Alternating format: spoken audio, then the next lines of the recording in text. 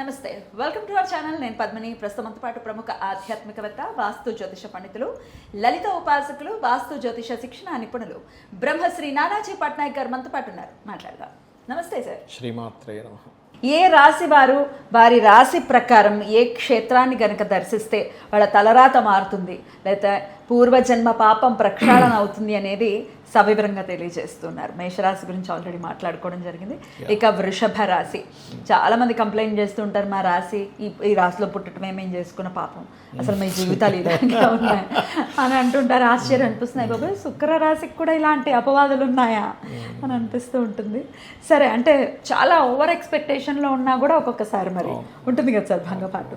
ఇంతకీ అసలు వృషభ రాశి వారు ఏ క్షేత్రాన్ని కనుక దర్శిస్తే వాళ్ళకి కొంత వాళ్ళ కోరికలు తీరటం కానీ తలరాత మారటం కానీ జరుగుతుంది సార్? ఫస్ట్ ఆఫ్ ఆల్ వృషభ రాశికి ఉండే పాజిటివ్ చెప్పి నేను ఆ విషయంలోకి వస్తాను. వృషభ రాశి వారికి ఏంటంటే ఒక పాజిటివ్ అద్భుతంగా ఉంటుంది, అది ఓపిక. రెండవది ఏమిటి, వృషభ లగ్నం కానీ రాశి కానీ. రెండో విషయం ఏంటంటే వృషభం వారికి మీరు గమనించండి, ఇన్డెప్త్ అనాలిసిస్ కావాలి. అది స్కూల్స్లో టీచర్స్ దగ్గర నుంచి, సార్ల దగ్గర నుంచి సంథింగ్ ఇన్డెప్త్, ఇంకా లోతైన విషయం కావాలని ఉంటుంది వృషభం వారికి. అది ఎందుకు అంటే గురువు 8th and 11th లార్డ్షిప్ వృషభం నుంచి. 8th అంటే ఇన్డెప్త్, నిగూఢమైనటువంటిది లాభం. అంటే గురువు ద్వారా ఇన్డెప్త్ లాభం కావాలని వాళ్ళకు ఉంటుంది. అందుకని వృషభ లగ్నం ఇప్పుడు లగ్నం సందులు పడుతుంటాయి, సరే మేషంలో పడిందా, వృషభంలో పడిందా, మిథునంలో పడిందా అని డౌట్ పడతాం 2-3 గంటల టైంలో పడ్డప్పుడు. అప్పుడు వాళ్ళని అడగాల్సిన క్వశ్చన్ ఇది, వీళ్ళకి ఇలా ఉంది అంటే ఎస్ వృషభం తెలుసుకోవాలనుకుంటున్నారు. మీరు మేషంలో పుట్టారంటే ఖచ్చితంగా ఎప్పుడో ఒకసారి ఒక యాక్సిడెంట్ అవుతుంది వాళ్ళ లైఫ్లో. మిథునంలో పుట్టారంటే వాళ్ళు ఈజీగా చదివేసుకుంటుంటారు అన్ని. అట్లా కొన్ని పాయింట్స్ ఉంటాయి. అయితే ఈ వృషభంలో మనకి 3 నక్షత్రాలు ఉంటాయి సేమ్, కృత్తిక, రోహిణి, మృగశిర.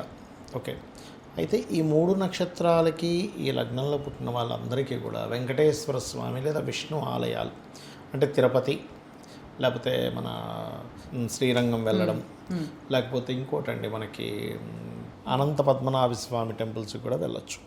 అంటే ఏదైనా విష్ణు శక్తి అనేది వీళ్ళకి కావాలండి. అంటే మనం అనుకోవచ్చు అదేమిటండి విష్ణు శక్తి ఎందుకు. ఇంకోటి కూడా అంటే ఒక మనిషి ఒక లగ్నంలో ఒక జీవుడు పుట్టాడు అంటే కంప్లీట్ క్యాలిక్యులేషన్. ఆ పర్టికులర్ టైంలోనే పుట్టాలి ఇన్ని అనుభవించడానికి. అంటే ఆ పర్టికులర్ టైంలో పుడితేనే, ఇప్పుడు చిన్న ఎగ్జాంపుల్, ఒక యాక్సిడెంట్ అవ్వాలనుకోండి, ఆ పర్టికులర్ సెకండ్స్లో అక్కడ మనిషి ఉంటేనే యాక్సిడెంట్ అవుతుంది. ఆ సెకండ్స్కి ముందు బయలుదేరినా వెనక బయలుదేరినా అయ్యే ఛాన్సెస్ ఉండవు. అట్లాగే ఒక మనిషి ఒక లగ్నంలో జన్మించాలంటే టోటల్ క్యాలిక్యులేషన్స్తో పుడతాడు. ఎవరికి, ఏ తల్లిదండ్రులకి బిడ్డగా పుడుతున్నాడు, ఎవరితో ఫ్రెండ్షిప్ ఏర్పడుతుంది, ఎవరిని వివాహం చేసుకుంటున్నాడు, ఎవరిని పిల్లగా కనబోతున్నాడు, ఎవ్రీథింగ్ ఈజ్ ఫిక్స్డ్ అండి. కాకపోతే మరి ఫిక్స్డ్ అన్నప్పుడు మనం ఈ మ్యారేజ్ మ్యాచింగ్లు ఎందుకు చూసుకుంటున్నాము, లేకపోతే ఏదో రెమెడీస్ తప్పించుకోవడం, రెమెడీస్ ఎందుకు చేస్తున్నాము అంటే ఇవన్నీ కూడా అందులో ఉంటాయి.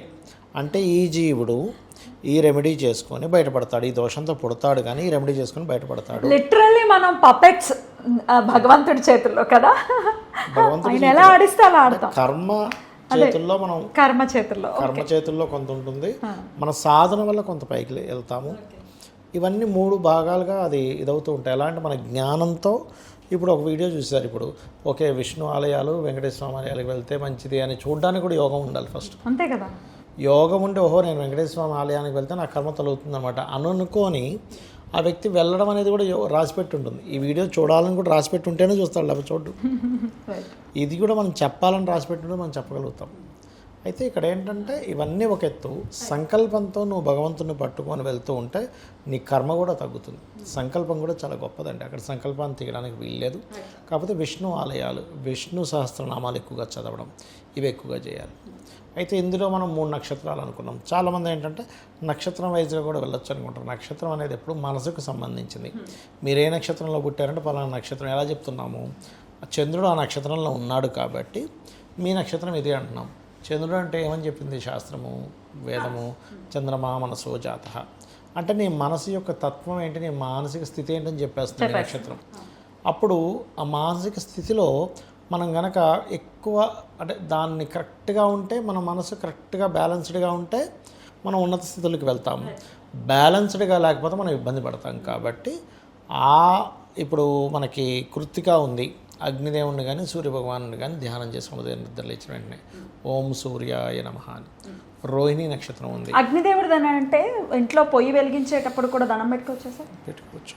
అగ్నే కదా, అందుకే కదా స్నానం చేసి పొయ్యి పొయ్యి వెలిగించారు. యాక్చువల్గా సర్పదోషాలు అంటే అందరూ అనుకుంటారు సర్పాన్ని చంపితే అనుకుంటారు, కాదు. అగ్ని దగ్గరికి వెళ్ళే ముందు స్నానం చేయకుండా వెళ్ళి అగ్నిని ముట్టుకున్నా సర్పదోషమే.